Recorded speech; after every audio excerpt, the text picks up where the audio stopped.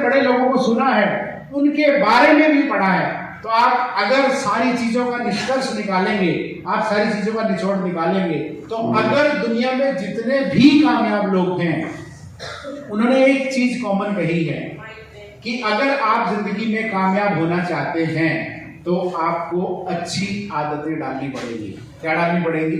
अच्छी आदतें डालनी पड़ेगी। और जैसे आप उन अच्छी आदतों को फॉलो करेंगे तो आप जिंदगी में स्वस्थ रहेंगे, दुरुस्त रहेंगे, आप हेल्दी भी रहेंगे और आप वेल्दी भी रहेंगे। फॉर एग्जाम्पल अगर हम बात करें कि क्या लगता है कितने लोग इस बात से सहमत नहीं हैं कि सुबह उठ के घूम के आएंगे, पार्क में योगा करेंगे तो आप स्वस्थ रहेंगे? कितने लोग इस बात से सहमत नहीं है? नहीं है। क्या लगता है, सहमत है सारे के सारे? सहमत है। तो ये क्या है, एक अच्छी आदत है कि बुरी आदत है? अच्छी आदत है। तो अगर आपको स्वस्थ रहना है तो ये अच्छी आदत आपको लगानी पड़ेगी, चाहे आपका मन करे या ना करे। कोई दूसरा ऑप्शन नहीं इस चीज का आज तक? कोई दूसरा ऑप्शन निकला है आज तक कि योगा करे और ना घूमने जाए फिर भी स्वस्थ रहेंगे? नहीं। तो there is no second option, there is no second choice in your life. चाहे आप स्वस्थ रहना चाहते हो, आप हेल्दी रहना चाहते हो या वेल्दी रहना चाहते हो, आपके पास सेकंड चॉइस नहीं है। तो आपको अच्छी आदतें डालनी पड़ेगी, राइट है। और ये पहली अच्छी आदत जो है, आपने आज इस फुल डे वर्कशॉप में आके अपने आप को लगा ली अच्छी आदत। तो इस अच्छी आदत को लगाने के लिए आप सब अपने लिए ताली बजा दीजिए, खुद के लिए, क्योंकि आपने शुरुआत की है आज एक अच्छी आदत लगा दी। आज से कमिटमेंट करिए खुद से कि हर मीटिंग में, हर ट्रेनिंग में, हर सेमिनार में जाएंगे, हर मीटिंग में जाएंगे, हर ट्रेनिंग में जाएंगे, हर सेमिनार में जाएंगे। और उस दिन तो पक्का जाएंगे जिस दिन आपके साथ लोग ना हो, क्योंकि उस दिन जिस दिन आपके लोग नहीं होते उस दिन आप सबसे ज्यादा नेगेटिव होते हो, उस दिन आप सबसे ज्यादा मायूस होते हो। मेरा तो कोई मीटिंग में है ही नहीं आज तो कोई नहीं जा रहा मेरी टीम से मीटिंग में, तो मैं क्यों जाऊं? तो इसके लिए मैं चाहूंगा कि कैलाश जी के लिए एक बार जोरदार तालियां बजा सकते हैं कि इन्होंने भी एक ठेका लिया कि मेरी टीम से कोई हो ना हो मैं जाऊंगा। हालांकि योगेश जी की टीम में है, बट योगेश जी और कैलाश जी की टीम में आज इंसिडेंटली कोई भी इंसान अवेलेबल नहीं हुआ, बट कैलाश जी ने बीड़ा उठाया। मैं चाहूंगा सुमित जी के लिए एक बार तालियां बजाइए, क्योंकि सुमित जी ने भी इस बात का बीड़ा उठाया कि उनकी टीम से कोई जाए या ना जाए, मैं पक्का जाऊंगा। क्यों? क्योंकि आपको चार्जिंग की जरूरत सबसे ज्यादा किस दिन होती है? जिस दिन आप नेगेटिव होते हैं, जिस दिन आप बिल्कुल डिस्चार्ज हो चुके होते हैं, आपकी बैटरी जीरो हो चुकी होती है, उस दिन ज्यादा चार्जिंग की जरूरत होती है। अगर 10% भी चल रहा होता है उस टाइम आपको चार्जिंग की ज्यादा महसूस नहीं हो रही होती, तब भी आप सोचते हो 10% तो बाकी है। बट जिस दिन आपकी पूरी हवा निकल चुकी होती है उस दिन आपको मीटिंग, ट्रेनिंग, सेमिनार की जरूरत होती है। और इस ट्रेनिंग, मीटिंग, ट्रेनिंग, सेमिनार में आएंगे तो अपने आप को क्या करेंगे? रिवाइटलाइज करेंगे, रीबूस्ट करेंगे, रिबाउंड करेंगे और आप में वो ताकत आ जाएगी कि आप दुनिया का हर पहाड़ तोड़ सकते हैं। यस और no? My dear friends, Modi care, my dream team 25 SR आपका वेलकम करती है इस शानदार सेशन के लिए। और इस प्रेजेंटेशन की बात करूं, योगेश जी नेक्स्ट प्लीज। इस प्रेजेंटेशन की बात करें तो ये प्रेजेंटेशन जो है वो हैबिट्स पे है, दुनिया में अच्छी आदतों के ऊपर है। सचिन तेंदुलकर जी ने जब अपनी जिंदगी के 20 साल पूरे किए थे क्रिकेट में और वो एक बहुत अच्छे क्रिकेटर, इंटरनेशनल क्रिकेटर बने, तो किसी ने एक बार उनसे इंटरव्यू में पूछा कि सर आप इतने अच्छे दुनिया के महानतम बैट्समैन कैसे बने, क्या वो राज है आपकी जिंदगी का? तो उन्होंने कहा कि मेरी जिंदगी की कामयाबी का सिर्फ एक ही राज है माय डियर फ्रेंड्स, और वो राज ये है कि पिछले 20 साल में मैं हर रोज सुबह 6:30 बजे ग्राउंड में होता हूं। पिछले 20 साल से हर रोज 6:30 बजे बैट के साथ कहां होता हूं? ग्राउंड में होता हूं। ये है उनकी कामयाबी का राज। मतलब क्या है? आप किसी भी काम को निरंतर करेंगे, हर रोज करेंगे, तो आप उस काम में डेफिनेटली एक ना एक दिन कामयाब हो जाएंगे। बट प्रॉब्लम क्या आती है? प्रॉब्लम ये आती है कि एक इंसान एक दिन तैयारी करता है अपने दूसरे दोस्त के साथ कि भाई सुबह घूमने चलेंगे, सुबह मॉर्निंग वॉक करनी शुरू करेंगे, कल से योगा करनी शुरू करेंगे। बट होता क्या है कि अगले दिन सुबह बादल दिखते हैं सुबह, और वो दूसरा दोस्त कहता है भाई सो जा, कल से करेंगे।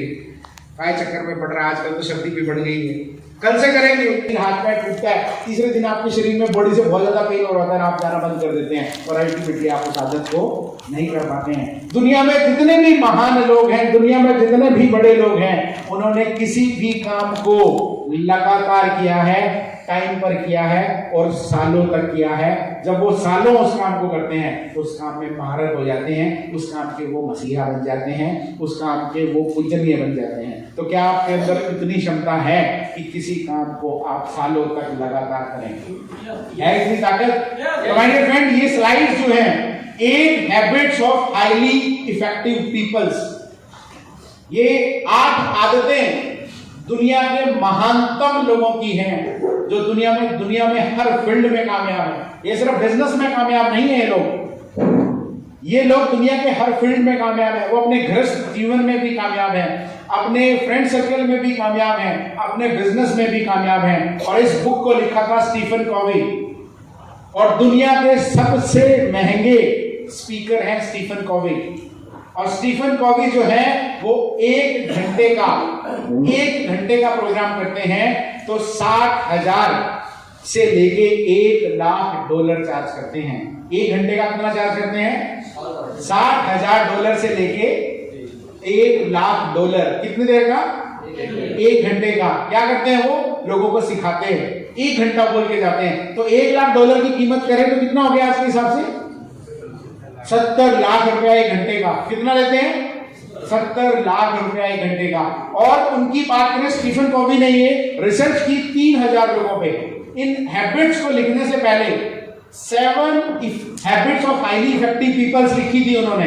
ये 8वीं आदत उन्होंने बाद में खोजी और उसके बारे में 8 हैबिट लिखी थी उन्होंने। एक अगली किताब आई उनकी 8 हैबिट, बट मैंने दो सेशन ना लेके मैंने इसको एक ही सेशन में कन्वर्ट कर दिया। इस किताब की बात करें 7 habits of highly effective peoples, अगर इस किताब की बात करें तो दुनिया की बड़ी से बड़ी इंस्टीट्यूट में, बड़े से बड़े कॉलेज में, मैनेजमेंट कॉलेजेस में 90% से ज्यादा स्टूडेंट को पढ़ाया जाता है। दुनिया के अमीरतम लोगों में से बहुत सारे लोग या 100% लोग इस तरह की बुक्स को पढ़ चुके हैं। इस तरह की बुक्स पे होने वाली एक्टिविटी को, 1 दिन की एक्टिविटी को, 2 दिन की एक्टिविटी को, 10 दिन की एक्टिविटी को, 1 महीने की एक्टिविटी को, उस तरह की ट्रेनिंग में इन्वॉल्व हो चुके हैं। हफ्ते 10 महीने की training. 7 habits of highly effective peoples.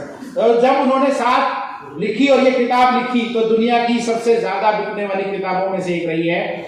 और माय डियर फ्रेंड, जब 8 हैबिट उन्होंने सर्च की, 3,000 कामयाब लोगों पर रिसर्च करके, उनके इंटरव्यूज लेके, तो उन्होंने ये 8वीं हैबिट को भी खोजा। और जब 8वीं हैबिट को खोजने के बाद जब वो इंडिया में उसकी प्रमोशन करने के लिए आए थे, तो इंडिया में स्टीफन कॉवी ने 4 सेमिनार किए थे, 4 सेमिनार। और वो 4 सेमिनार में से जब वो सेमिनार करते थे, उससे पहले वाले दिन 24 घंटे पहले ही उन टिकट्स को ओपन किया जाता था सेल करने के लिए। और पुणे में सेमिनार था, 7,000 लोगों की टिकट थी, 7,000 टिकट, और 24 घंटे पहले ओपन किया था। टिकट बिक्री, क्या लगता है कितनी देर में 7,000 टिकटें बिक गई होगी? सिर्फ 85 सेकंड में। सिर्फ 85 सेकंड में 7,000 टिकटें बिक गई थी। उस इंसान का नाम है स्टीफन कॉवी। आप सर्च करिएगा, दुनिया के सबसे महंगे स्पीकर हैं स्टीफन कॉवी। तो उस इंसान ने दुनिया के 3,000 सफलतम लोगों पे काम किया, उनसे इंटरव्यूज लिए इस किताब को लिखने से पहले, और उन्होंने वो 8 हैबिट्स लिखी हैं। क्या जानना चाहेंगे वो 8 हैबिट्स कौन सी है? जानना चाहेंगे? सिर्फ जानने से कुछ नहीं होगा माय डियर फ्रेंड्स। ये 8 आदतें आपको अपनी जिंदगी में कामयाब होने के लिए अपने आप में आपको डालनी पड़ेगी, वो अंदर उतारनी पड़ेगी। अपने उन आदतों के अकॉर्डिंग अपने आप को बदलाव करना पड़ेगा। क्या आप बदलने के लिए तैयार हैं? yes. बदलने के लिए तैयार हैं? yes. कुछ लोग कह रहे हैं हाँ है। नींद आ रही है? आ रही है? no.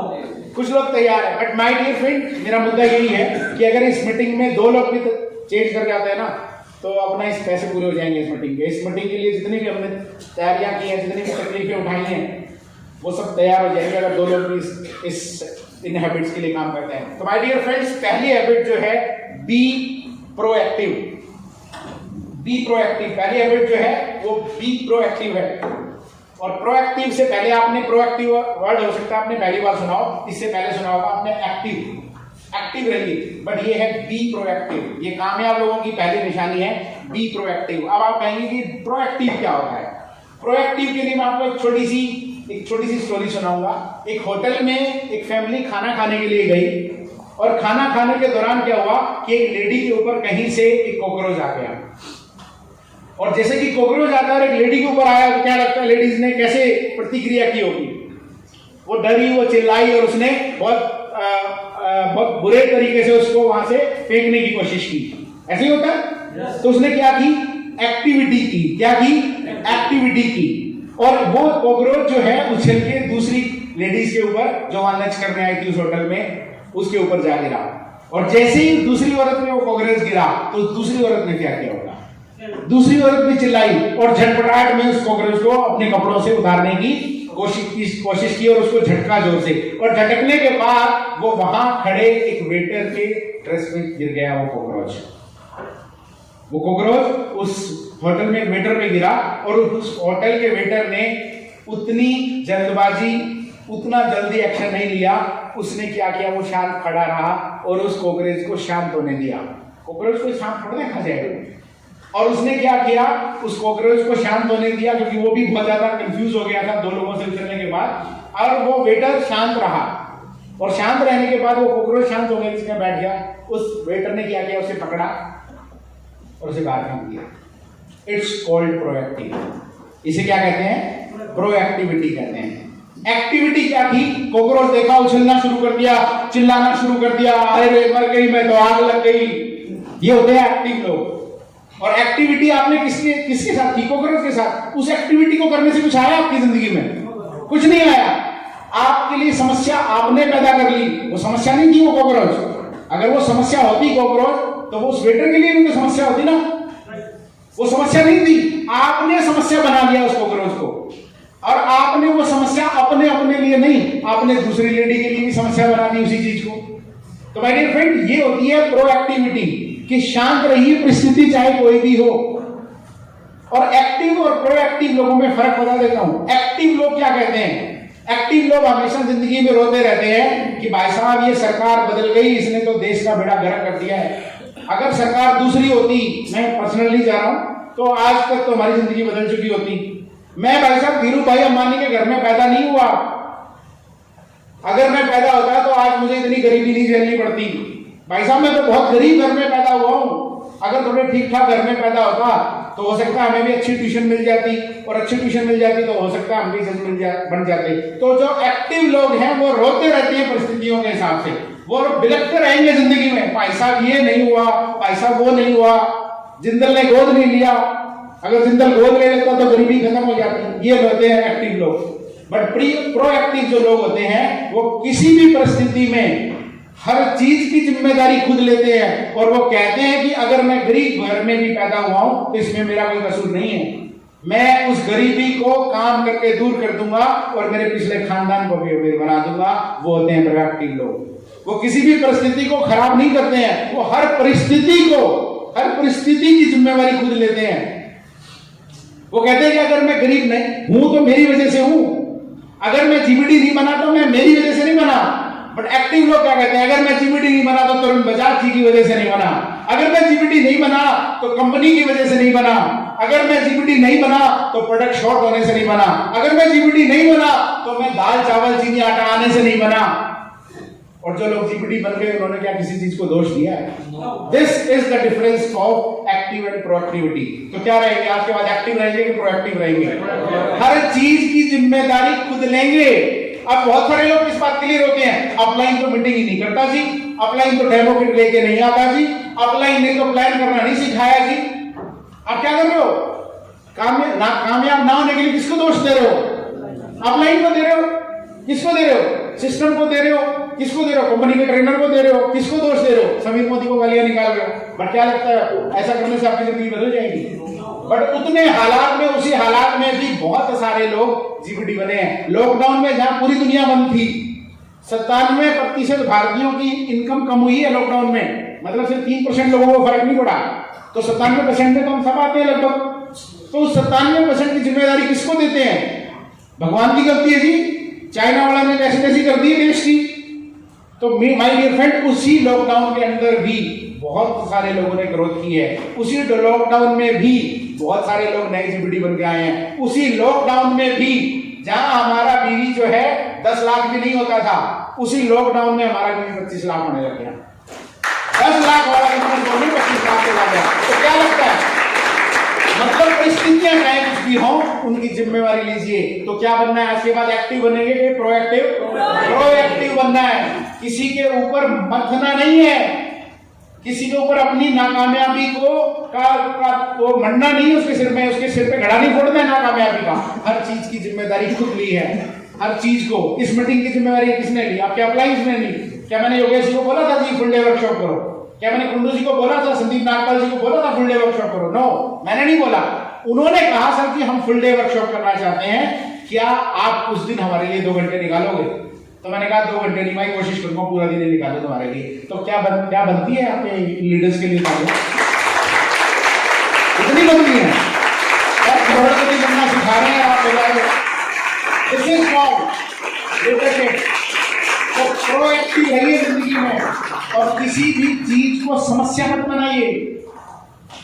घटनाएं जो है आपके इर्द गिर्द हो रही होती हैं, उन घटनाओं को कुछ लोग तो समस्या बना देते हैं, और कुछ लोग उन्हीं समस्याओं में से समाधान निकाल लेते हैं। तो क्या रहेंगे आज के बाद? क्या रहेंगे? तो दुनिया में सबसे ज्यादा कामयाब और दुनिया के सबसे रिचेस्ट लोगों में से पहली हैबिट क्या है? तो समझ में आ गया प्रोएक्टिव क्या होता है? तो आज के बाद क्या रहोगे? प्रोएक्टिव। एक्टिव जो लोग होते हैं वो कठपुतली की तरह होते हैं। किसी ने कुछ किया, आपने गालियां निकालनी शुरू कर दी। किसी ने गाड़ी तेज दौड़ाई, आप गालियां निकालनी शुरू कर दोगे। देख ये बनेगा, ये रेसर, मतलब यार वो जा रहा है स्पीड से जा रहा है, तुम्हें क्या मतलब है? वो तो कीकर में चढ़ाएगा, तुम्हें मतलब है? तो इसलिए क्या करना है, आप है ना गाड़ी तेज चला रहा, आप गालियां निकाल रहे हो शीशा अंदर करके, उसको सुन रही है गालियां? उसको गालियां सुन रही है क्या? ये देख साड़ा बोला, अंग्रेज खड़ा बोला, ऐसे करते हैं। बट ये क्या है? ये क्या है? एक्टिविटी। और प्रोएक्टिविटी क्या है? बोला मरने जा रहा है, मरने तो बेचारे को, आप क्यों टेंशन लेते हो सकता है उसको मेडिकल इमरजेंसी हो सकता है उसका भाई हॉस्पिटल में एडमिट हो, उसको खून देना हो, आपको तो नहीं पता ना उसकी क्या इमरजेंसी है, बट आप अपने वाला ज्ञान जरूर पे लेंगे। कोई पूछे या ना पूछे, आप अपना ज्ञान जरूर एक आधी लुटिया तो जरूर लुटा देंगे। तो माय डियर फ्रेंड्स, वो ऐसा नहीं करना है। जो हो रहा है उसको होने दीजिए, एंजॉय करिए, और क्या रहिए? प्रोएक्टिव बनने के लिए तैयार है। यह है कामयाब लोगों की पहली निशानी। और दूसरी निशानी है my dear friends, begin with the end in mind. Begin with end in mind, ये दूसरी हैबिट है। Begin with the end in mind.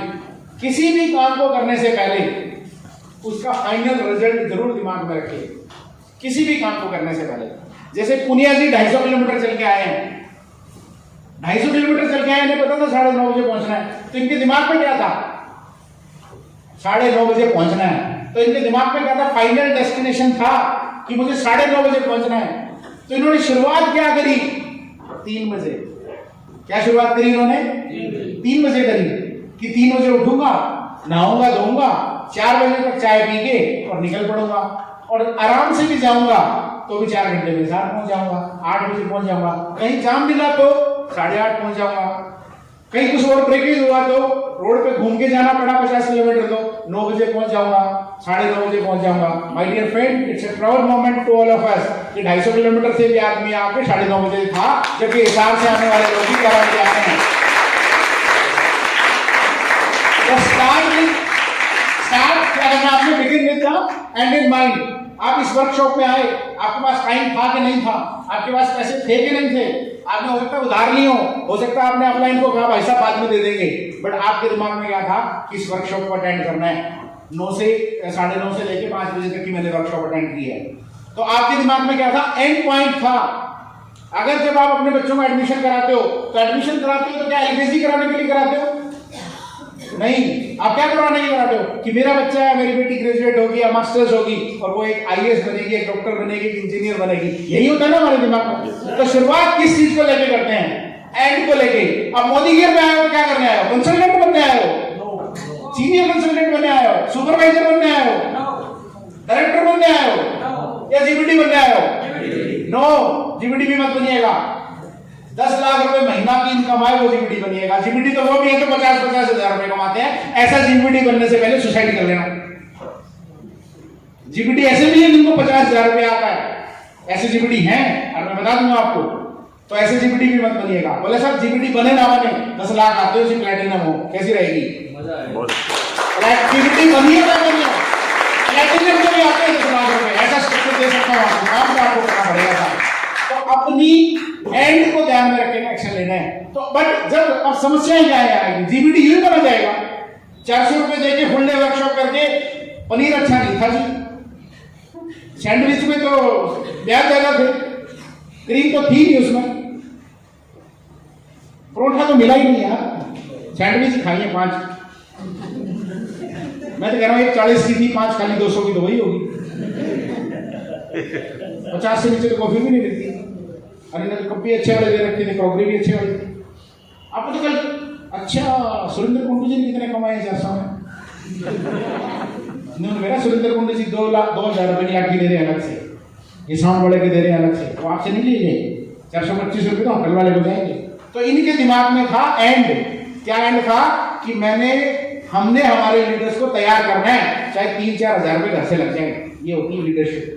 तो अगर आप जिंदगी में बड़ा बनना चाहते हैं तो आपको ठेका उठाना पड़ेगा, आपको चौधरी बनना पड़ेगा। चौधरी कौन बनता है? जो घर से खर्चा करता है वही चौधरी होता है। ये so no my dear friend. दूसरी आदत जो है वो हमेशा ध्यान में रखिएगा, कभी भी नेगेटिव हो जाए, कभी भी मायूस हो जाए तो दिमाग में क्या रखना है कि भाई साहब मैं तो मोदी के सिर्फ पड़ोसी कहने से नहीं किया था, मैंने तो मोदी के सोच समझ के किया था, अपने अपनों के सपनों को पूरा करने के लिए किया था। इसलिए हमेशा अंत को ध्यान में रखिए। जैसे मांझी लास्ट में टूट गया था, दशरथ मांझी आखिरी में बिल्कुल टूट गया था, तो आखिरी में किसने उसे जिंदा रखा? उसके सपने ने। कौन से सपने ने? जो अंत में लिया था उसने, जो फाइनल डेस्टिनेशन सोचा था कि जब तक मैं वो तोड़ूंगा नहीं तब तक छोड़ूंगा नहीं। तो अगर वो स्पिरिट आपके अंदर है तो ये स्पिरिट भी आपको जिंदगी में कभी हारने नहीं देगी। और ये दुनिया के 3,000 से ज्यादा कामयाब लोगों की आदत है। सेकंड आदत डालने की से आदत नेगेटिव नहीं होंगे ना, तो आप पढ़ते हुए थर्ड की तरफ पुट फर्स्ट थिंग फर्स्ट। और खतरनाक आदत है ये आदत था। अब मैंने क्या किया, 3 महीने पहले फुल बॉडी चेकअप कराया, हर साल कराता हूँ। 3 साल से कोलेस्ट्रॉल बढ़ा हुआ आ रहा था। एक बार इको भी कराई और ईसीजी भी कराई, वो थोड़ी ठीक ठाक सी थी, कॉन्फिडेंस आ गया, बोला यूं ही है, बोला कोलेस्ट्रॉल तो कुछ नहीं होता। इस साल फिर कराई, इस साल फिर बढ़ा हुआ था। तो मेरे किसी जानकार आदमी ने कहा भाई साहब 3 साल से कोलेस्ट्रॉल बढ़ा हुआ है और कितना ज्यादा, 200 लिमिट है, मेरा चल रहा था सिर्फ 480। कितना? सिर्फ 480। एक्सट्रीमली हाई लेवल होता है। कौन सा लेवल होता है? Extremely high. उसके बाद कुछ भी हो सकता है। हो सकता है मैं भी फोटो में नजर आऊं, फिर वो आदमी तो ठीक था यार, ठीक ठाक आदमी तो है, मजाक भी कर लिया करता, सिखा भी देता, आदमी ठीक था। तो माय डियर फ्रेंड, एक ऑप्शन था मेरे पास, या तो मैं सोता रहूं, उसी तरह से अपने घर में भैंस भी है, दूध घी की भी कमी नहीं है, और माँ भी हमारी ठीक ठाक है। तो जब तक माताएं जिंदा होती हैं तब तक उनके बच्चों को खाने पीने की कोई कसर नहीं आती थी। ससुराल का कोलेस्ट्रॉल कितना ही बढ़ रहा हो, मतलब हमारे लोग नहीं खाएंगे। But the thing is my dear friends, मेरे पास ऑप्शन ये नहीं था कि मैं वो करूँ। मेरे पास दूसरा ऑप्शन था कि मैं थोड़ा सा वर्कआउट करना शुरू करूँ, and I feel very happy. मैंने 8 किलो वजन कम किया है 2 महीनों में, मजा आ रहा है जिंदगी में। क्यों? क्योंकि मैंने क्या किया, पुट फर्स्ट थिंग फर्स्ट। मेरे लिए पहली प्राथमिकता क्या थी मेरी रिपोर्ट गलत आने के बाद? कोलेस्ट्रॉल को ठीक करना। वैसे माल चेकता रहूं तीनों टाइम खींच के, और देसी घी के तो खतरनाक बड़े बैरी पड़े हैं, और आ जाए मिठाई घर में देसी घी की, तो जब तक चाहे 10 किलो आ जाए खत्म नहीं हो जाएगी तब तक फ्रिज खुलेगा। और आगे पर देसी घी की तो वो हमारी भैंस ही खाती है बेचारी, वो भी कहती होगी दूसरे देसी वाले तो कुच्चे पे, अंग्रेजी वाले हमें खिलाओ। तो इस आदत को बदला भाई साहब, क्योंकि पता था रिपोर्ट गलत आ रही है। मैं नहीं चाहता था आपको आईसीयू में मिलना अपने टाइम, कर चले हम पिता जानो तन साथी हो, अब मोदी के तुम्हारे आने वाले साथी, नहीं करना चाहता। इसलिए चीजों को priority the.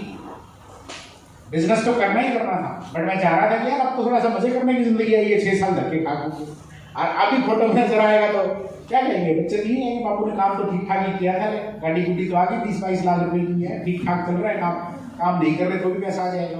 But my dear friends, नहीं, मेरे पास सेकंड ऑप्शन था कि मैं अपनी जिंदगी को चेंज करूं, अपने कोलेस्ट्रॉल को ठीक करूं। एंड 2 महीने के बाद किया ना, कुछ नहीं था उस रिपोर्ट में। वो रिपोर्ट करने वाला भी परेशान था, मैं भी खुद परेशान था। मैं भाई साहब इस रिपोर्ट में गड़बड़ है, कुछ ना कुछ दोबारा करवाना है एक बार, क्योंकि मेरा कोलेस्ट्रॉल सारे आया थे, सारे एसडीएल एलडीएल ट्राइग्लिसराइड जो भी कम था, जो सही होना था चाहिए था वो भी बढ़ा हुआ था, जो ज्यादा होना चाहिए था वो कम था। राइट है, मुझे थायराइड भी थोड़ा सा बॉर्डर लाइन पे आ गया था, और मुझे यूरिक एसिड भी बढ़ गया था।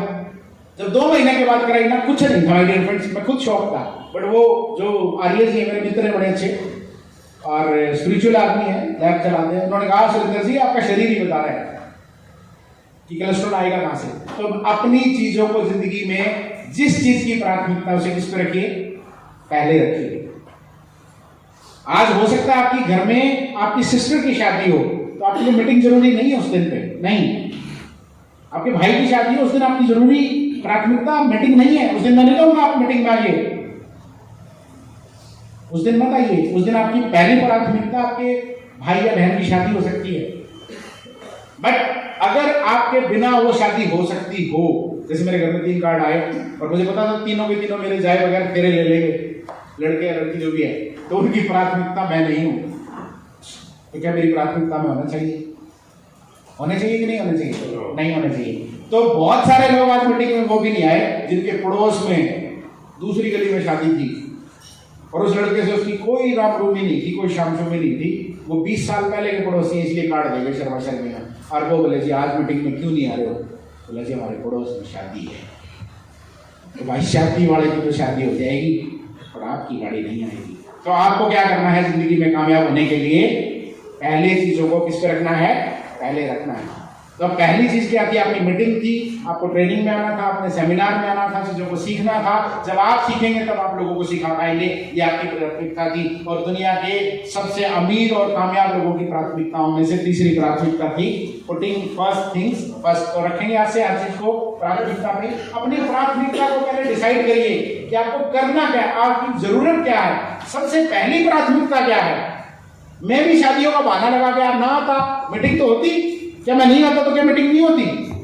होती ना। yes. क्या सारे लोग नहीं आते? आते।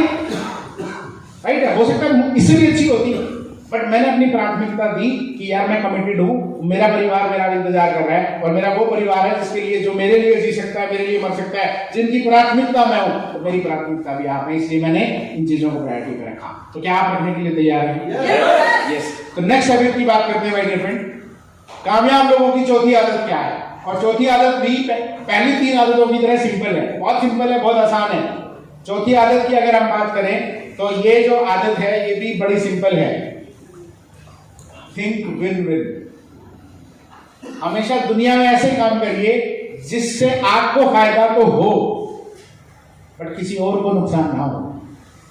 अगर आप जिंदगी में लोगों को हरा के जीतेंगे ना, तो आप जिंदगी में कभी नहीं जीत सकते। ये जिंदगी की लड़ाई बात कर रहा हूं मैं, क्रिकेट मैच की या फुटबॉल मैच की बात नहीं कर रहा हूं। फुटबॉल मैच में या क्रिकेट के मैच में तो आप दूसरे को हरा के ही जीत सकते हैं, बट हम जिस दुनिया के जिस बिजनेस में हैं, दुनिया में जितने भी कामयाब लोग हैं वो कामयाब सिर्फ इसलिए हुए हैं क्योंकि उन्होंने अपने आप को बेटर करने के लिए काम किया है, ना कि किसी दूसरी कंपनी को नीचा दिखाने के लिए काम किया है। समझ रहे हैं मेरी बात? अगर आप इस मानसिकता से काम करेंगे, इसको अपनी आदत बना लेंगे कि मैंने भी जीतना है और मैंने अपने लोगों को भी जिताना है, तो डेफिनेटली जब आप सारे मिलकर एक जॉइंट वेंचर करेंगे तो किसी भी वर्कशॉप को, फुल डे वर्कशॉप को कामयाब कर देंगे, किसी भी 17 अक्टूबर के 500 लोगों के इवेंट को कामयाब कर देंगे, किसी भी एसईटी मीटिंग में, बिजनेस अपॉर्चुनिटी मीटिंग में आप इवेंट को फुल कर देंगे। And this is the habit, think win win. हमें किसी को नहीं हराना है, हमें सबको जीतना है। और हराना की बात करें सिर्फ अच्छी परिस्थितियों में नहीं, कई बार आपकी डाउनलाइन से नहीं बनती है, कई बार आपके डाउनलाइन आपसे टेढ़े चलने लग जाते हैं, कई बार आप अपने पेरेंट्स से अलग चलने लग जाते हैं, आप सोचने लग जाते हैं हमारे पेरेंट्स को क्या पता यार, ये तो बीते हुए जमाने के आदमी हैं, उन्हें क्या पता दुनिया चांद पे चली गई है। बट कोई भी परिस्थिति क्यों ना हो तो भी आप सबको साथ लेके, सबका विकास करते हुए, सारे लोगों को जॉइंट वेंचर में काम करा के अगर उनके लिए काम करोगे, उनको जितवाओगे, उनको director, senior director, platinum, presidential और जीबीडी बनवाओगे, तो क्या लगता है जिसके लिए आप दौड़ोगे उसे दिखेगा नहीं? दिखेगा ना? आप किसी के लिए दौड़ोगे तो उसे दिखेगा ना, मेरे लिए दौड़ रहा है, आप उसके लिए पेन रहे हो। तो माय डियर फ्रेंड, जब आप किसी के लिए पेन लेंगे तो डेफिनेटली वो भी आपके लिए पेन लेगा। और जब आप किसी के लिए जान दे सकते हो तो कोई आपके लिए भी जान दे सकता है या कोई आपके लिए भी जान ले सकता है। ये है चौथी हैबिट, जिसमें आप हर किसी को जिताने के लिए, आपके 7% को 10% पर लाने के लिए, 10% को 13% पे लाने के लिए, 13% को डायरेक्टर बनाने के लिए जब दौड़ेंगे तो डेफिनेटली वो तो कामयाब होगा ही होगा, आपको भी 2 पैसे कमा के देगा। तो है ना ये विन विन वाली पोजीशन। तो जिंदगी में आप किसी भी काम में काम करिए, आप फर्स्ट लाने के लिए मत दौड़िए, आप किसी को नीचा दिखाने के लिए, किसी को सेकंड लाने के लिए मत दौड़िए, आप किसी को सेकंड दिखाने के लिए आप अपने आप को फर्स्ट मत लाइए। आप फर्स्ट लाइए कि भाई मैं लास्ट टाइम सेकंड था, मैं अपनी एक्टिविटी को बढ़ाऊंगा, अपनी प्रैक्टिस ज्यादा करूंगा और मैं फर्स्ट आऊंगा, ना कि आप उसको सेकंड लाने के लिए दौड़िए। आप अपने आप का बेटरमेंट करने के लिए करिए तो डेफिनेटली आप जीत जाएंगे। और जब आप जीत जाएंगे, आप हराएंगे नहीं किसी को, तो जो सेकंड आया वो भी आपके साथ गले से गला लगा मिलकर के खड़ा होगा, क्योंकि उसकी आपकी जो हैबिट, जो आपके नेचर जो है वो सामने वाले को भी समझ में आ रही होगी। राइट है? तो आज के बाद क्या करेंगे? Think win win. तो ये चौथी हैबिट है माय डियर फ्रेंड। और फिफ्थ हैबिट की बात करें, seek first to understand then to be understood. बहुत खतरनाक बात है ये, बहुत ही खतरनाक बात है। Seek first to understand then to be understood. जब किसी से बात कर रहे हो आप, तो उसे इसलिए मत सुनिए कि आपने उसको जवाब देना है। जब आप किसी से बात कर रहे हो तो उस इंसान को इसलिए मत सुनिए कि आपको उसको जवाब क्या देना है, इसलिए मत सुनिए। आप उस इंसान को सुने तो सबसे पहले उसको समझने की कोशिश करिए कि वो चाहता क्या है।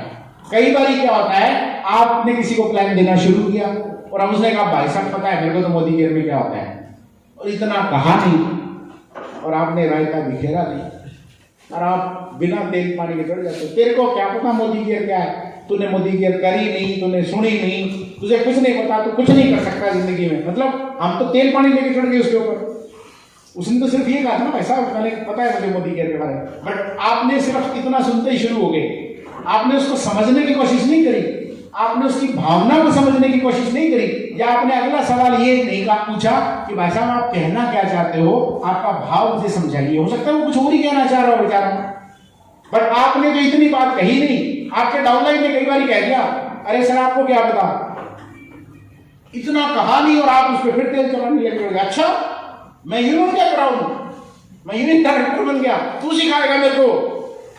नहीं, दुनिया में जितने भी कामयाब लोग हैं वो सामने वाले को इसलिए सुनते हैं क्योंकि वो उसको समझना चाहते हैं, ना कि उसको सुन के उसका जवाब देना चाहते हैं। मैटर ये नहीं होना चाहिए कभी।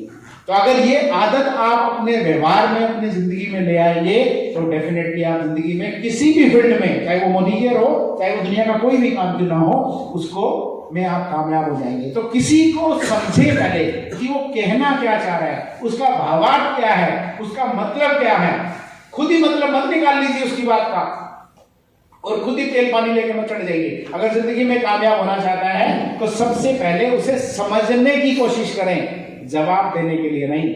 जवाब तो डेफिनेटली आप देंगे कुछ ना कुछ, बट अगर आप उसको समझ के, उसकी भाव को समझ के, उसकी भावना को समझ के, उसकी बात का एक्चुअल मीनिंग निकाल के उसको जवाब देंगे तो डेफिनेटली आप किसी को बुरा नहीं बोल पाएंगे, किसी को कुछ गलत नहीं कह पाएंगे। अदरवाइज नहीं तो आप बिना तेल पानी चढ़ जाते हैं, तेरे को नहीं पता कुछ बोला, मेरे को पता है सब कुछ। नो, तो इसलिए आदत डालिए कि लोगों को समझने के लिए सुनेंगे, ना कि जवाब देने के लिए। राइट है? तो ये हैबिट बना लेंगे अपने अंदर। राइट और रॉन्ग? कुछ लोगों की यस नो आनी बंद हो गई है क्योंकि वो चूहे भी पड़ने वाले हैं, भूख वाले अभी ना। यार जो बोल रहा है उसके भी तो चूहे होंगे, उसके भी तो। तैयार हो अगली सीखने के लिए? तैयार है? ओके, 6th हैबिट क्या है? 6th हैबिट है दुनिया के कामयाब लोगों की। दुनिया में जितने भी कामयाब लोग हैं उनकी बहुत शानदार है, सिनर्जी। अब आप कहेंगे साहब ये क्या है सिनर्जी? हमने तो एनर्जी सुना था। एनर्जी के आगे आपने एस जोड़ दिया क्योंकि आपका नाम सुरेंद्र सिंह है, इसलिए आपने अपने बड़ा उठाया और एस जोड़ के सिनर्जी बना दिया। नहीं, एनर्जी क्या होता है और सिनर्जी क्या होता है, मैं सिनर्जी को समझाने की कोशिश करूंगा।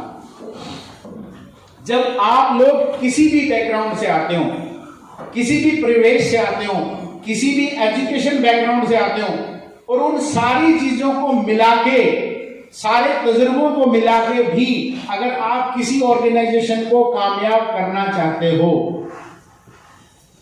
वो कहलाती है सिनर्जी। अलग अलग आपके अंदर प्रतिभाएं हैं सब आदमी में, कोई मोटा है, कोई पतला है, कोई डॉक्टर है, कोई सीए है, कोई इंजीनियर है, कोई स्टूडेंट है, कोई टीचर है, कोई हाउसवाइफ है, कोई ब्यूटिशियन है, कुछ टीचर है, राइट है। तो अलग अलग सब लोगों में क्या है, अलग अलग काबिलियत है, ये सुनो।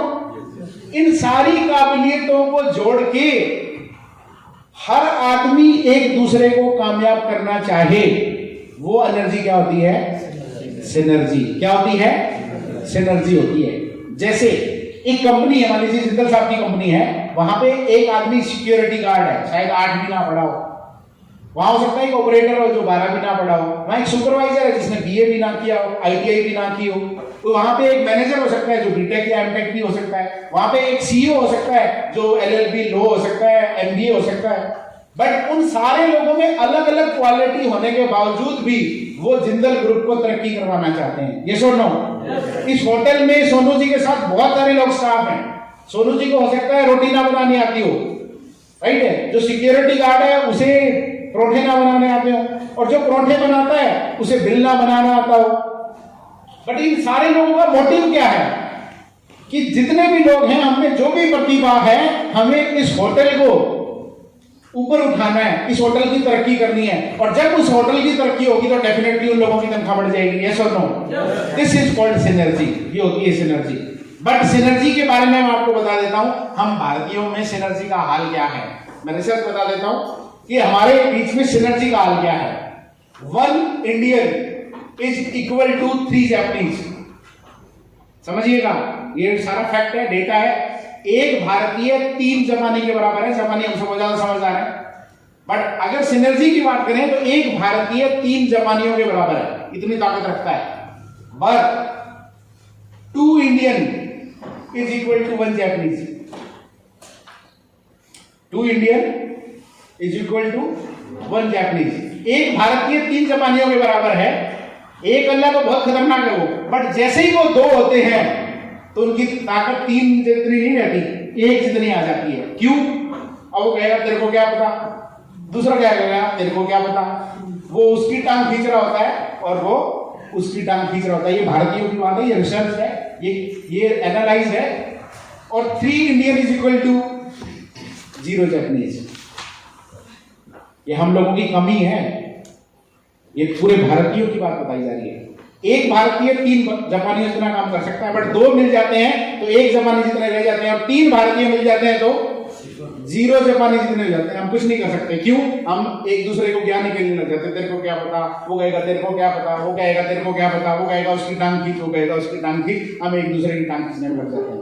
तो this is called synergy my dear friend. तो क्या लगता है आज से सही सिनर्जी को लागू करना है, या आप जो भी हमें भारतीयों में जो रिसर्च हुई है उसके अकॉर्डिंग काम करते रहना है? कैसे करना है? सिनर्जी का जो फॉर्मूला है उसी के अकॉर्डिंग काम करना है। तो विन विन सिचुएशन में काम करिएगा, बट सिनर्जी के साथ। हर किसी आदमी को डेमो अच्छा करना आता है, किसी आदमी को होम मीटिंग अच्छी करनी आती है, किसी आदमी को मांझी द माउंटेन मैन समझानी आती है, किसी आदमी को होस्टिंग बहुत अच्छी करनी आती है, किसी लेडी को कॉस्मेटिक की ट्रेनिंग बहुत अच्छी देनी आती है। तो हम क्या करते हैं, सबका बेनिफिट उठाते हैं और अपने सारे लोगों में डिलीवर करते हैं। This is called synergy. तो तैयार हो? तैयार है। क्या 2 आदतें और बताई जाए फटाक से? चलिए next 7th habit, sharpening the सा। शार्पनिंग द सा। सा होता है कुल्हाड़ी, सा होता है देखा, सा होता है आरा machine. There are lot of things. यहां है कुल्हाड़े को आपने धार लगानी है। तो जब कुल्हाड़ा जो लकड़हारा होता है, लकड़ी काटने जाता है, तो कैसी कुल्हाड़ी लेके जाता है, जिसमें धार लगी हो या बिना धार वाली? धार वाली। अगर धार ना लगी हो तो क्या करता है वो धार लगा के जाता है। अगर बिना धार लगाए कुल्हाड़े से लकड़ी काटेगा तो क्या होगा? क्या होगा? क्या कटेगा? कटे तो गा, और उसका मलिदा निकाल देगा वो। तो इसलिए आपने भी क्या करना है, दुनिया में कामयाब होना है तो शार्पनिंग द शा। शार्पनिंग द शा क्या है? मोदी केयर में कामयाब होना है तो क्या करना पड़ेगा? मीटिंग में, ट्रेनिंग में, सेमिनार में आना पड़ेगा, लॉयल्टी कटानी पड़ेगी, रीपर्चेज ऑफर उठाना पड़ेगा, राइट है। अपने अपलाइन के सबमिशन में रहना पड़ेगा, ये सुनो। तो ये सब चीजें अपनी नॉलेज को एम्पावर करना पड़ेगा, एक अच्छा स्पीकर बनना पड़ेगा, एक अच्छा ड्रेसिंग सेंस लेना पड़ेगा, ये सुनो। तो ये सब चीजें क्या कर रही हैं, आपके बिजनेस को धार लगा रही हैं। और जैसे आप में धार लगेगी तो डेफिनेटली जिस किसी के साथ मीटिंग करने जाओगे वो आदमी लड़क जाएगा, वो कहेगा भाई साहब बता कहाँ साइन करने हैं, बता फास्ट ट्रैक कराएगा कि फास्ट ट्रैक डायरेक्टर कराएगा। तो अपने तलवार को धार लगाने के लिए तैयार हो? हाँ लड़का मारिए। जिंदा लोग हैं सारे, जिंदा लोग बोल सकते हैं, जिंदा लोग प्रतिक्रिया कर सकते हैं, सारे जिंदा होगा नहीं? तो जिंदा होने का एक बार एहसास तो कराओ यार। कुछ लोग तो जिंदा है, कुछ लोग सोच रहे हैं, कुछ लोग कह रहे हैं पड़ोसी लोग तू भी तो जिंदा है, तू भी तो बजा। कहना मैं बंद बजाऊं, मैंने मां की कसम खा रखी है। My dear friends, sharpening the saw and 8 not last भी नहीं है और लीस्ट भी नहीं है। 8 हैबिट क्या है?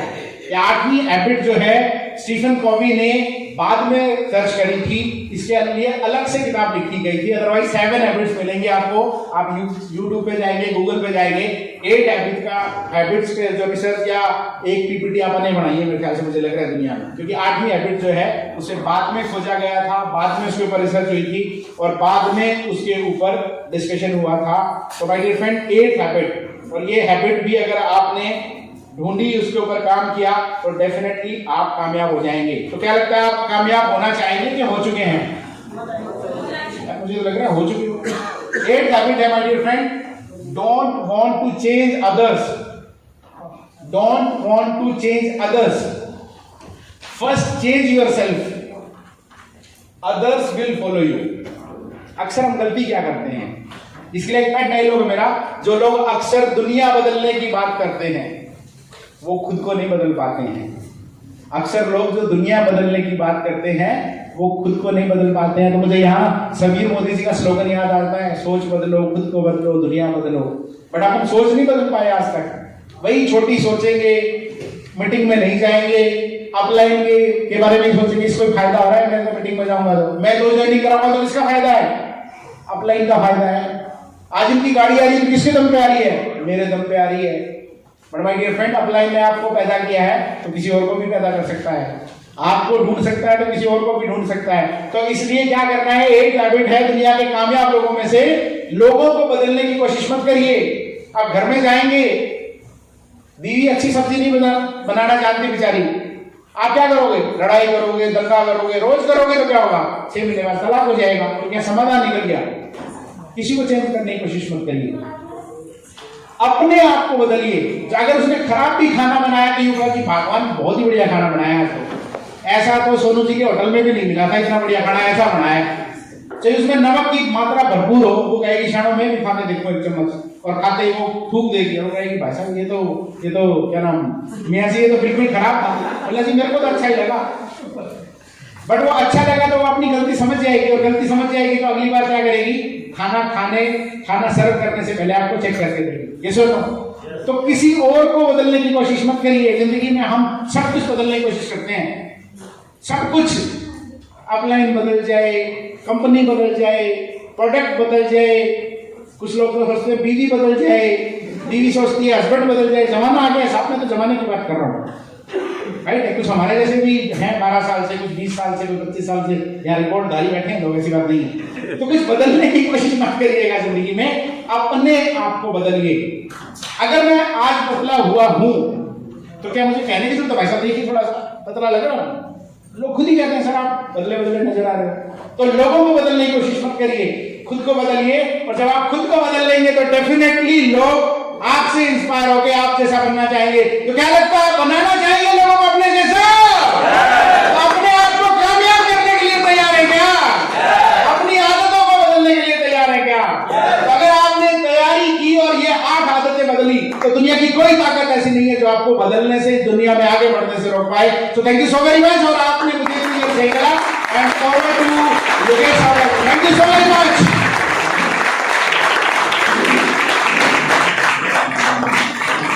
थैंक यू दोस्तों, कैसे का किया काफी है, जोरदार तालियां सर के लिए। इतना आधा इतना कम है। और मैं चाहूंगा देखते रहे 5-1 मिनट में। भाई खड़े होकर बजा दो थोड़ी सी, बीमार हो गया है, क्या कभी इसने मेहनत करके आया है, हमने कभी मेहनत से जो है कभी पीपीटी की तरफ देखा नहीं था, कोशिश करके इतनी बेहतरीन पीपीटी बनाई, इतने बेहतरीन पता नहीं कहाँ से वीडियो इससे नॉलेज ली, अपने ऊपर इम्प्लीमेंट किया, दम और हमें सिखाया हमने, तो ये तालियां तो बहुत थोड़ी है। Thank you so much. अब जो बात कर रहे थे चूहों के बिलबिलाने की, क्योंकि आज तो आप वैसे ही मूषक हो रहे हैं मांझी देख के, है ना, तो चूहों को खाना खिलाना जरूरी है। और लंच रहेगा सिर्फ, अगर हम बात करें तो 2:25 है, और 3 बजे से पहले हम यहाँ क्लब 3 बजे से पहले हम यहाँ क्लब हो जाएं लंच करके, उसके बाद में थोड़ा सा डांस एंड देन हमारा सेशन फिर से शुरू हो जाएगा, राइट। मतलब 3 बजे से पहले ये नाचा कूदी का काम भी कर लेना है अपने को, ध्यान से खाना है, ऐसा नहीं छिन्ना छपटी हो जाए, और समय बहुत लिमिटेड है। उसके बाद में हमारे 2 या 3 सेशन और रहेंगे, जो सुरेंद्र कुंडू जी का सेशन होगा एक एनवायरनमेंट पे एंड एग्रीकल्चर पे, और एक सेशन सुरेंद्र सर का होगा, और एक सेशन संदीप नागपाल जी का होगा, जो कि प्रैक्टिकल नॉलेज होगी। वो इतनी बेहतरीन प्रैक्टिकल नॉलेज होगी, मैं कहूँगा दोस्तों, यदि वो प्रैक्टिकल नॉलेज आप ले गए तो कभी रुकावट नहीं बनेगी। और तो सर अब तक तो नंबरिंग आई है, अभी तक तो इस इवेंट की जो है नंबरिंग आई है, पिक्चर तो अभी बाकी है मेरे दोस्तों, और वो पिक्चर जब देख पाएंगे टाइम से, जब आप टाइम से लंच करके आएंगे, और आपके लिए एक बेहतरीन लंच का अरेंजमेंट किया गया है हमारी रिक्वेस्ट के ऊपर छत पे टेरेस पे, तो सफाई अच्छी गंदगी मत देखिएगा, लंच हमारे लिए ऊपर प्लान किया गया है, और इसका भी आप नज़ारा लीजिए, मजा लीजिए, और नज़ारा भी ले सकते हैं, क्योंकि हमने ये रिवर साइड में होटल इसीलिए ढूंढा, नहीं तो पहले वाला जो है वो शहर के बीच में होता था, वहाँ कुछ नहीं मिलता था, अंदर ही मिलता था।